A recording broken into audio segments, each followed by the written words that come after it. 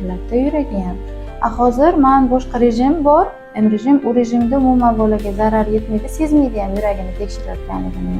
Shuning uchun xalaqit bermaymiz. Qarang, na всякий случай yana bir marta tekshirib olaylik. Yurak urish soni 127 ta chiqyapti. Mana nima uchun baribir sertsebieniyani hisobini ko'rib qo'yish kerak-da. Ozgina bu hali bradikardiya emas. 120 dan pastga tushib ketsa, o'shanda bradikardiya deymiz. Sizda 127 ta uryapti.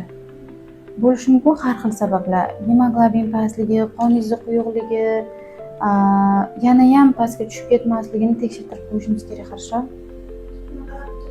Bitta ginekologingiz bilan maslahatlashib qo'yasiz. Mani o'zingni tashlab qo'ying. Yana ozgina lecheniya beradilar. Может быть, vitaminlar или qon izi tekshiradi. Yo'q, qon aylanishi